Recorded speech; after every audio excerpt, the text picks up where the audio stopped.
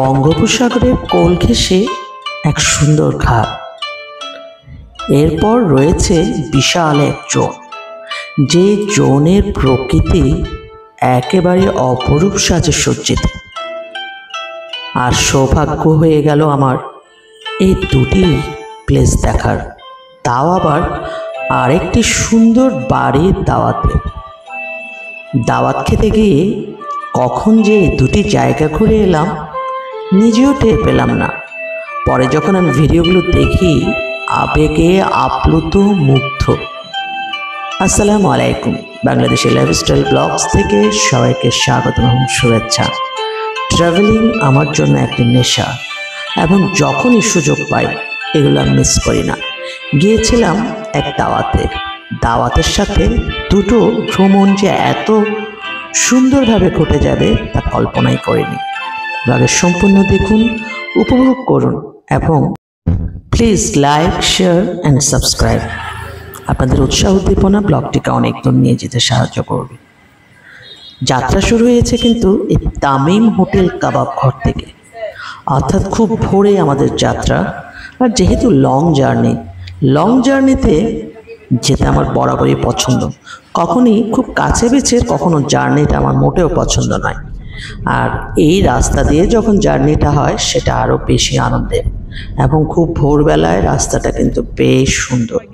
সবাই নিশ্চয় চিনতে পারছেন চট্টগ্রামের লিংক রোড দিয়ে আমরা বেরিয়ে যাচ্ছি মিরেশরাইয়ের পথে।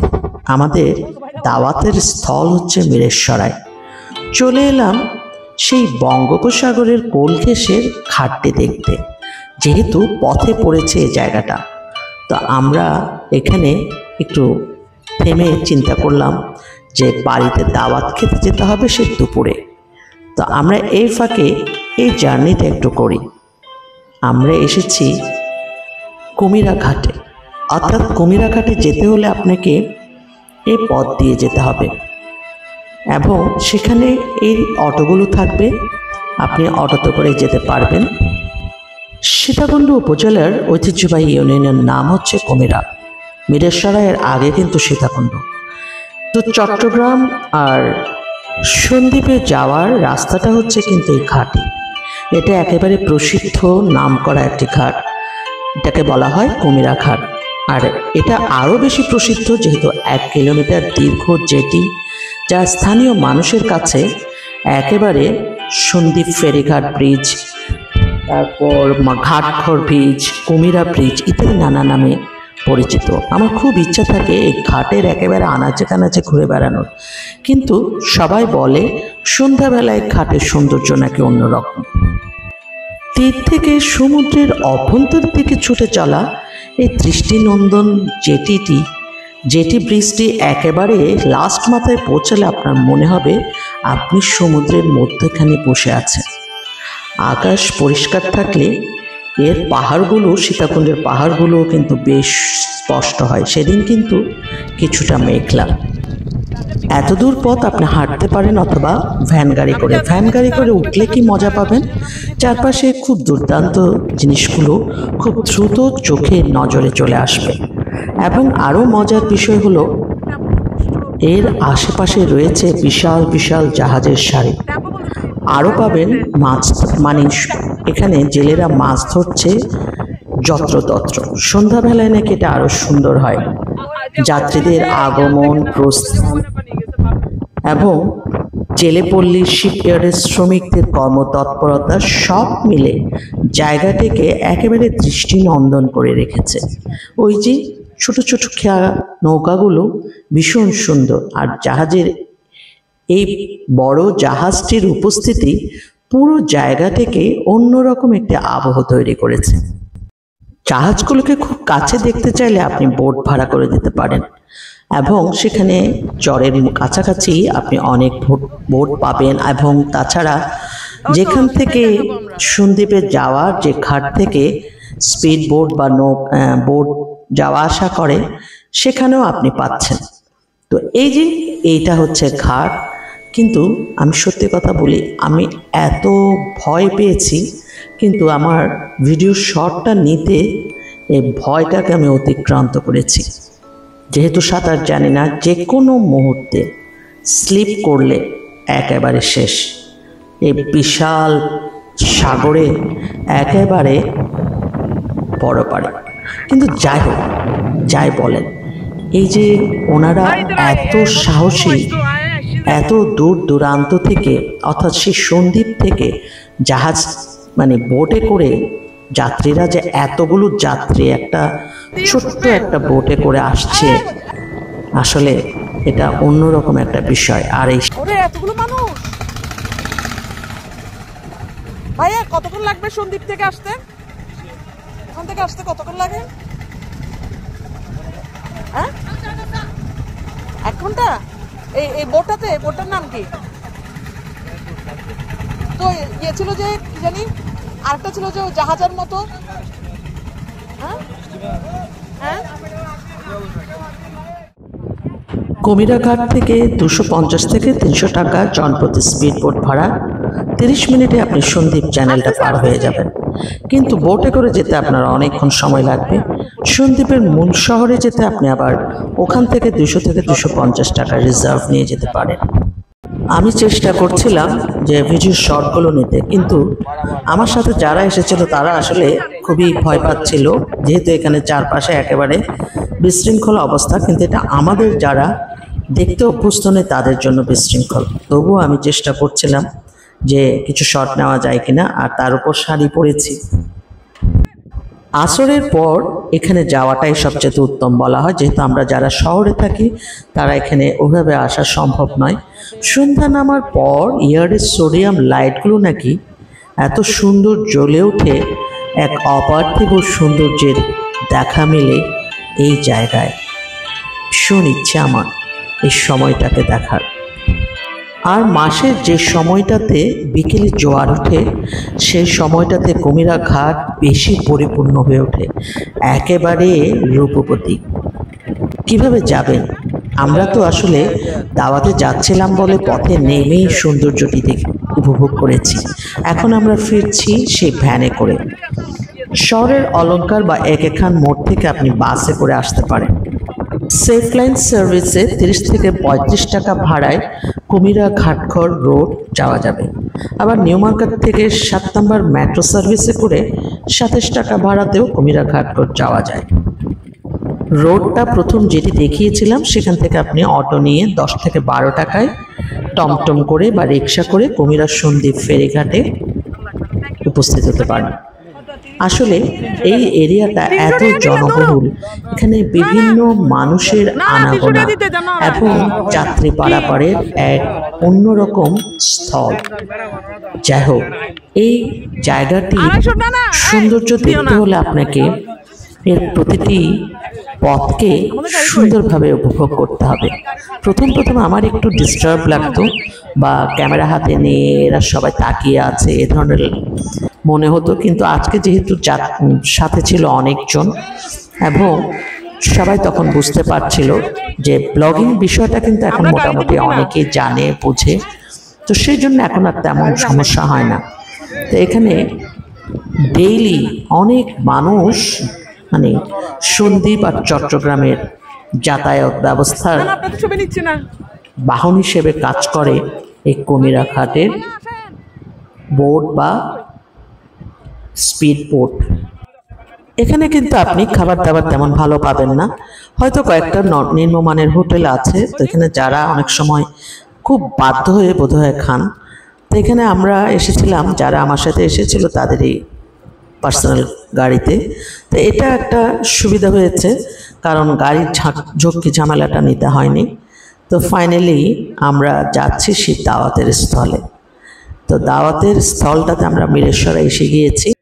এই ফাঁকে শুরু হয়ে গেছে হালকা হালকা বৃষ্টি এবং বাজার ঘাট একেবারে সরগরম। তখন প্রায় বেলা 11টা, 11:30 হবে। তো আমার তো মধ্যে মধ্যে আমি যখনই বাজারের মধ্যে দিয়ে যাই তখন ইচ্ছা করে সকল বাজারের সব জিনিস তুলে নিয়ে আসি। এদিকে এসে আমরা আবার একটু ঝামেলায় পড়লাম যে যার বাড়িতে দাওয়াত খেতে যাব তাদের বাড়ির রাস্তাটাই ভুলে গিয়েছে। অর্থাৎ এটা দুটো রাস্তা আছে, বাজার দিয়ে যাওয়া যায় আবার বড় দারোগার হাট দিয়েও যাওয়া যায়। তো আমরা বাজার দিয়ে যাচ্ছি। যার ফলে সবার থেকে জিজ্ঞাসা করে করে ওনার বাড়িতে পৌঁছানোর ব্যবস্থা করছি। এবং যেতে যেতে কিন্তু ওই যে ট্রাভেলিংয়ে আমার পথঘাট দেখার শখ সেই সবসময়।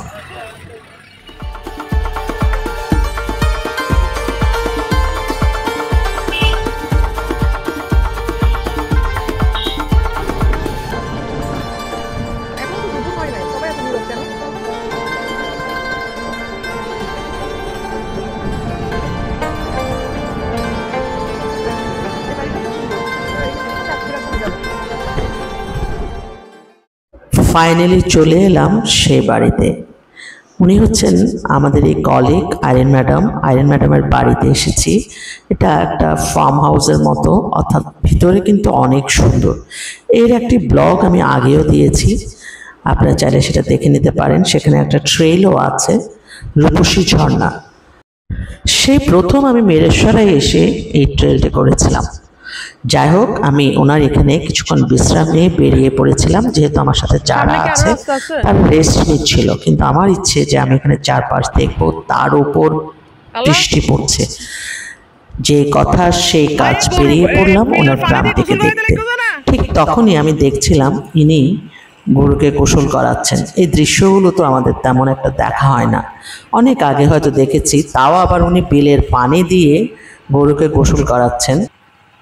ওই যে দেখছেন ওখানে যে চাষ হচ্ছে, এরকম একটা চাষের জায়গা নিয়ে যান তো আমাকে ভাই। চাষের জায়গা আর কোথায় পাবো? আচ্ছা ঠিক আছে, একটা চাষের জায়গা নিয়ে যান তো আমাকে।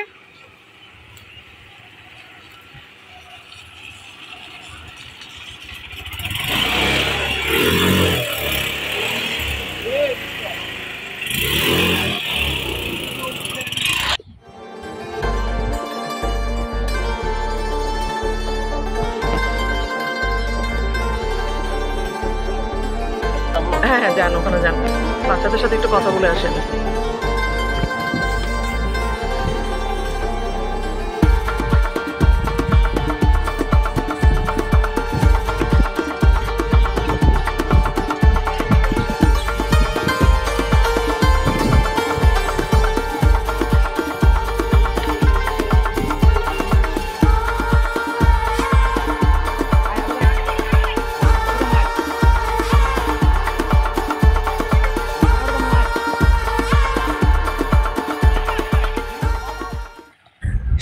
আমার আসলে পায়ে ব্যথা ছিল, না হয় আমার খুব ইচ্ছে ছিল যে আমি ওই জায়গাটাতে যেয়ে তাদের খেলাটাকে আরও ভালোভাবে উপভোগ করি।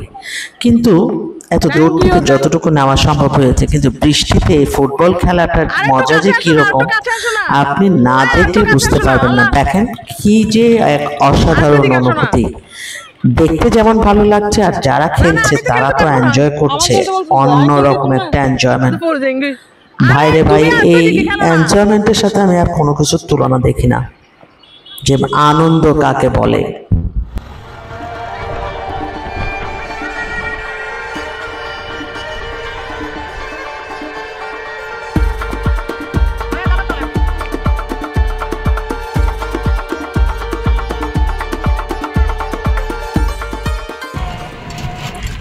অটোরিকশা ভাই বেশ দায়িত্ব নিয়ে উনি বললেন যে, আমি তখন কথা বলতে বলতে বলেছিলাম যে এখানে ইকোনমিক জোন বা ডোমখালি ব্রিজে যাওয়া যায়, মানে সি বিচটা এরিয়াটাতে যাওয়া যায় কিনা। তখন উনি বেশ আগ্রহ নিয়ে বললেন ঘুরিয়ে আনতে পারবেন। তা আমি এখন রওনা দিচ্ছি ইকোনমিক জোনের উদ্দেশ্যে। তো যেতে যেতে এই পথটুকুতে বৃষ্টি ভেজা গ্রামের সকাল বলা যায়, কারণ তখনও দুপুর হয়নি, কি যে সুন্দর, কি যে সতেজতা, এটা আসলে আমি ফিল করেছি বলে বোধহয় বেশি বলতে পারছি। আমার সাথে যারা এসেছে তারা কিন্তু বিছানায় শুয়ে শুয়ে গল্প করছে, কিন্তু আমার কাছে এগুলো দেখা ছিল অন্যরকম একটি বিষয়। আপনি যখন কখনো যদি গ্রামে যান, এই যে এরা খেলা শেষে ফিরছে, এরা তখন আমাকে হাই বলছিল। এটা কি করতেছো যে এটা ফালাইছো যে? বলো না, বেলাতে ভাসো তো, দেখি ভাসো তো, ভাসো তো। পানিতে ভাসো না, পানিতে ভাসো না। ওমা যা যা, দেখছেন কি বললো?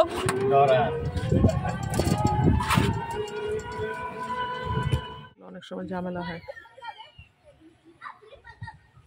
আল্লাহ, তুমি তো গোসল করতেছো না, ওরা না গোসল করতেছো, তুমি সব বান্ধছো কেন? চলেন।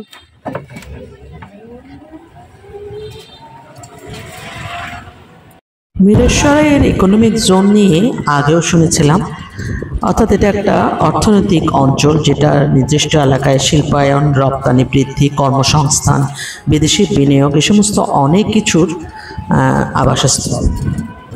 এসব অঞ্চলে এই সমস্ত জায়গাগুলো গঠন করার উদ্দেশ্যেই জায়গাটিকে ইকোনমিক জোন বলা হচ্ছে এবং সেখানে অনেক কার্যক্রম চলছে। তো প্রথম মানে মানুষজনকে বোধহয় যাওয়ার সুযোগ করে দিচ্ছিল না, তবু অনেকে যাচ্ছিল। তাই এই রিক্সা ভাই বললেন এখনও যাওয়া যাচ্ছে, অর্থাৎ রাস্তাটা কেমন, ওখান দিক দিয়ে আবার শহরের রাস্তাটাও পাওয়া যায়। তো যাই হোক, এটা হচ্ছে বাজারের, এটাও একটা বাজার। এই বাজারের ভেতর দিয়ে আমি ইকোনমিক জোনের দিকে যাচ্ছি। হুটহাট বেরিয়ে পড়েছি, কিন্তু চিন্তা করিনি যে একা যাচ্ছি, সমস্যা কি হতে পারে। তো যেহেতু উনি এখানকার, তো সেই হিসাবে আশা করি সমস্যা তেমন একটা হবে না। তো দেখা যাক কি হয়। চলেন ইকোনমিক জোনটাতে ঘুরে আসি। রাস্তা দিয়ে একবার আসছিলাম। ও আচ্ছা, ও নতুনটাই না সুন্দর, নতুনটাই না সুন্দর দেখতেছে। আপনারা কি করেন এখানে? কাঁকড়া কোথা থেকে? তো কই কাঁকড়া কই? না না না, দেখান না। এটি একটি কর্মসংস্থান এরিয়া। এখানে নানান টাইপের শ্রমিক তাদের নিজস্ব কাজকর্মগুলোকে নিয়ে বিজি থাকেন। তো এটা আসলে এখানে ডোমখালি বিচও একটা আছে। তো আমি ফাইনালি দেখছি ইকোনমিক জোনের এন্ট্রিটা। তো এখানে যারা ছিলেন তারা অবাক হচ্ছিলেন। অবশ্য এখানে ফটোগ্রাফিতে ভিডিও শট দেখে তারা বুঝতেই পেরেছেন। এখানে আবার জেলেরা তো আছেনই, আবার মাছ বিক্রির মানুষও আছেন। তো ওনারা সেটাই বলছিলেন। যেহেতু সময় আমার কম, যে মানে এখান থেকে আবার ওই দাওয়াতে যাব, দাওয়াত থেকে খেয়ে বেরিয়ে পড়তে হবে। তো এখানে আমি অটোরিকশা নিয়ে উঠছি। তো ওখানে অটোরিকশা উঠে গিয়েছে, আমি হেঁটে হেঁটে ওঠার চেষ্টা করছি। তো জায়গাটা কিন্তু আমার বেশ চমৎকার লেগেছে, ওঠার স্পেসটা দারুণ। এর ওই পারে কি আছে আমি জানি না। তো আমি ড্রাইভার ভাইকে একটু বললাম আপনি একটু নিচে নেমে আসেন, কারণ আমার কিছু ফটোগ্রাফি ওনাকে দিয়ে করাতে হবে, যেহেতু একজনের মাধ্যমে এটা সম্ভব নয়।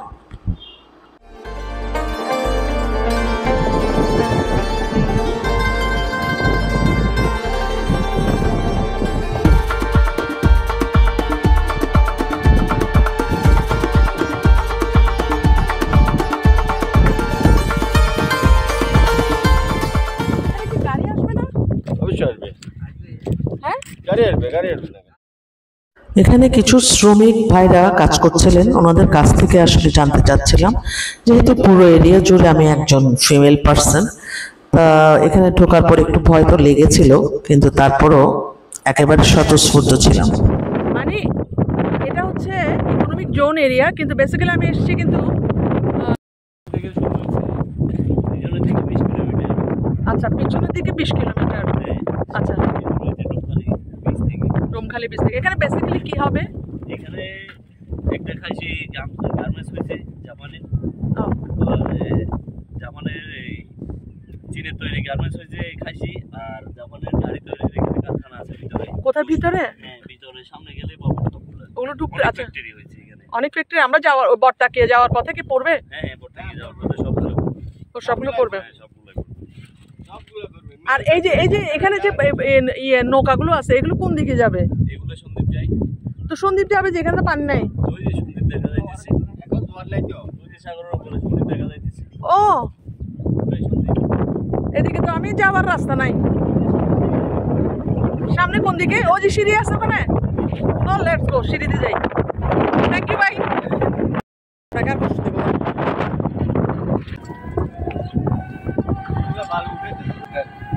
হ্যাঁ বালু বালু কোথায়? সাগর থেকে বালু উঠাইতেছে। ও এই বালুগুলো তো সাগরে আসছে না, তখন বিভিন্ন কাজে ইউজ হবে না? আমি যে জায়গায় এসে থেমেছিলাম সেখানে ওনারা মাছ ধরছিলেন, এবং এই এরিয়াটাতে দেখে মনে হয়েছিল যে এই নৌকাগুলো আসলে ওই সন্দ্বীপে যাওয়ার যে পথে যে আমরা দেখেছিলাম সেই নৌকাগুলি।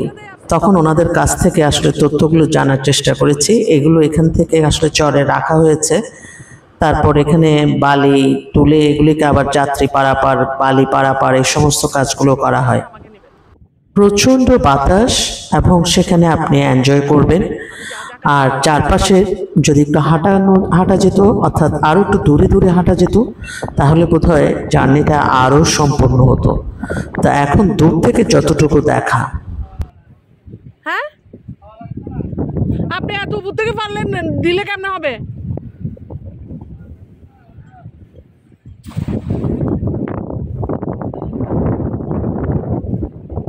এটা এমনি কি নদী? এটা কি নদী নাকি খাল? খাল না তো, এখানে নৌকাগুলো তো এই খাল দিয়ে যাবে না, কোন দিকে যাবে? হ্যাঁ, সন্দ্বীপ যাওয়া যায় জানি তো, নৌকাগুলো ওদিক দিয়ে খাল দিয়ে বের হয়ে যাবে আর কি, না? অনেক ডেঞ্জারাস। আমি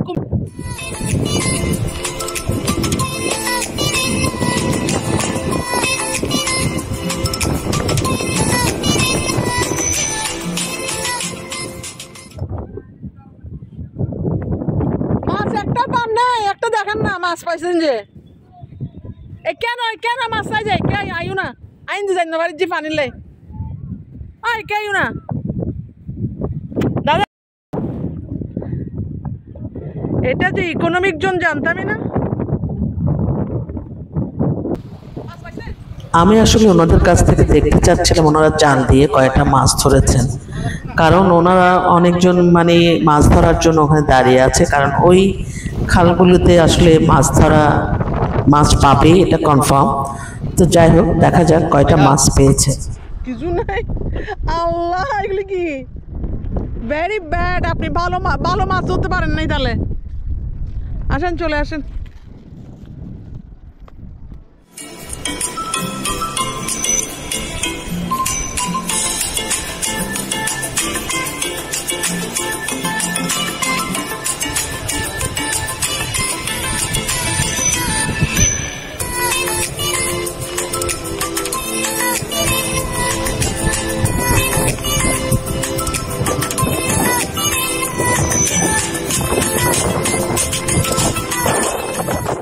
আসলে আমার আর রিস্ক নেওয়া ঠিক হচ্ছিল না, কারণ এখানে আমি একা, ফিমেল একজন, আর চারপাশে অনেক মানুষ এবং নিরিবিলি একটা এরিয়া। তো সবাই আসলে হয়তো সেটা ভয়টা অত লাগতো না। ফাইনালি আমি এই চারপাশে একটু দেখতে দেখতে বেরিয়ে পড়ছি, কারণ ড্রাইভার সাহেব আসলে ওখানকার বলে হয়তো কিছুটা ভয় কম লাগছিল আমার।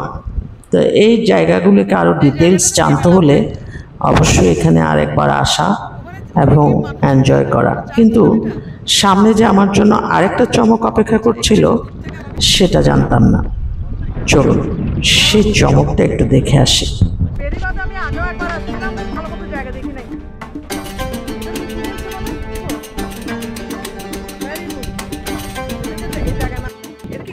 গ্রামবাসীরা নাকি এখানে ঘুরতে আসে, আর তাছাড়া এখানে যারা কাজ করেন তারাও এখানে ছোট ছোট ঘর বানিয়ে তারা সেখানে থাকার অ্যারেঞ্জমেন্ট করে নিয়েছেন। তো ফাইনালি আমি ইকোনমিক জোন থেকে বেরিয়ে পড়ছি। তবে এখানে ওনারা যারা ছিলেন তারা বলছে আমি এদিক দিয়ে চাইলে বেরিয়ে যেতে পারি। আমার খুব একটা ইচ্ছে ছিল যে আমি টাউনে যাওয়ার পথে এই রাস্তাটা দিয়ে আবার ঘুরে যাওয়ার। দেখা যাক যারা আছেন তারা কি চিন্তা করেন।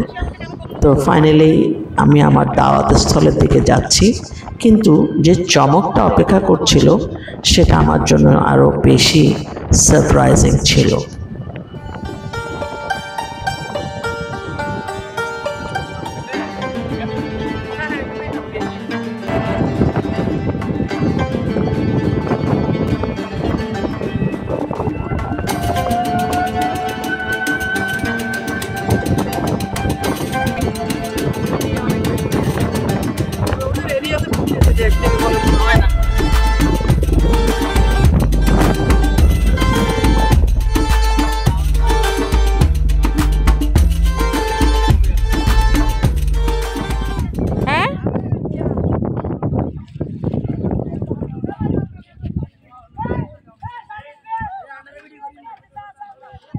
গোসল করার দিন দিদি কেউ না, তোরা দেখি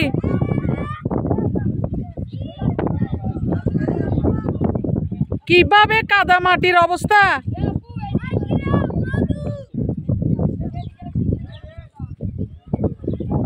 আসেন সামনে আসেন। এরা মাটি মাখামাখি করে খেলছিল, মানে এক অদ্ভুত সিচুয়েশন, এক অদ্ভুত ছবি, এক অদ্ভুত সময়কাল। খুব সম্ভব হলে যদি আমিও এরকম কাদামাটি মাখামাখি করে খেলতে ভালো করতে পারতাম। পারে। তুমি পারো? তুমি পারো? সবগুলোর অবস্থা তো একবারে শোচনীয়। ওরা দুইজন কি হতো? হ্যাঁ, মেকআপ লাগবে না, তোমাদের রোগ প্রতিরোধ ক্ষমতা কম মানে বেড়ে গেছে। কেন জানো? মাটিটা যখন তুমি গায়ে নিছো তোমার শরীরে অনেক জীবাণু চলে গেছে। সাবানের চাইতে বড় কাজ এটা, কারা জানে? মুখের মধ্যে যে ফেসিয়াল দিছো, এই ফেসিয়াল তো সৌন্দর্য বাড়ি যাবে। যে মাটি ফেসিয়াল দেয় যেটা জানো?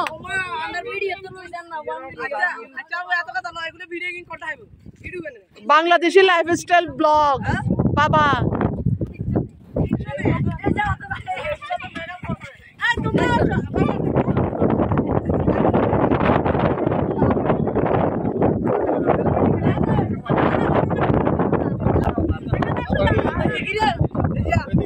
খুলে ফেলো, এটা খুলে ফেলো, এটা ওখানে দিয়ে দাও, এটা নাও।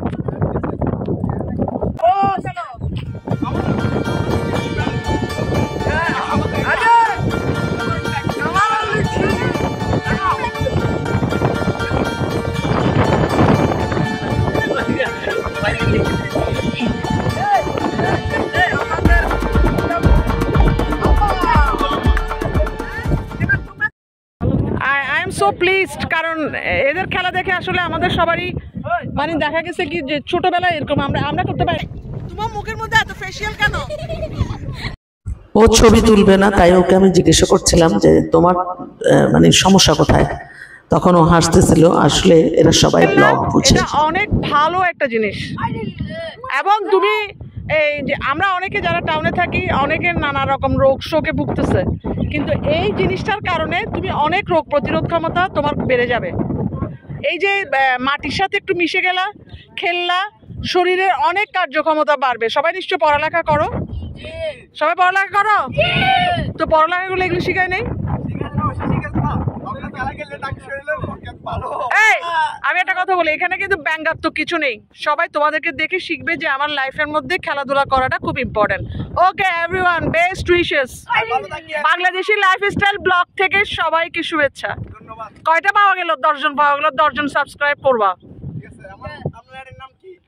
বাংলাদেশি লাইফস্টাইল ব্লগ, আমার চেহারা থাকবে, সবাই করবা। ড্রাইভার সাহেব আপনিও করবেন। জায়গা মতো পৌঁছায় দেন।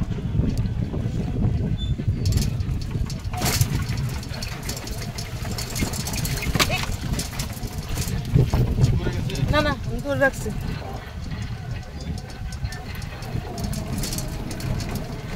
আমি ওই রাস্তা দিয়ে আসতে চেষ্টা করছিলাম, আমরা ট্যাক্সিওয়ালা আসতেছে না যে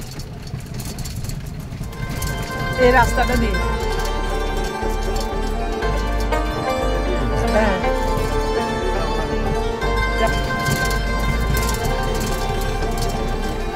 এটা কি জায়গা? এটা কি জায়গা?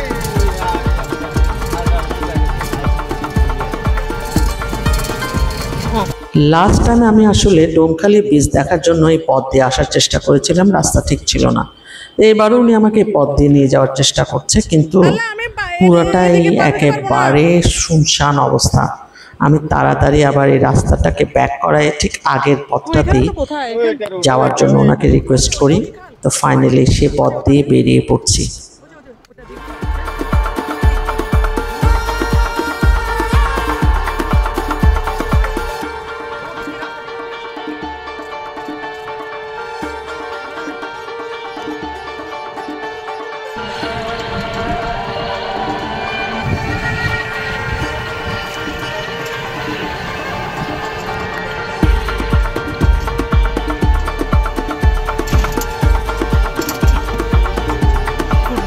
জনপ্রিয় খেলা।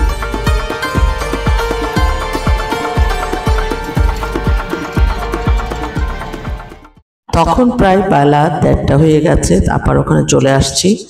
তো আমি এসে মাত্র আসলে এখানে কিছু শট নেওয়া বাকি ছিল। জায়গাটা অসম্ভব সুন্দর। তোমার জামগুলো কি গাছের আপা?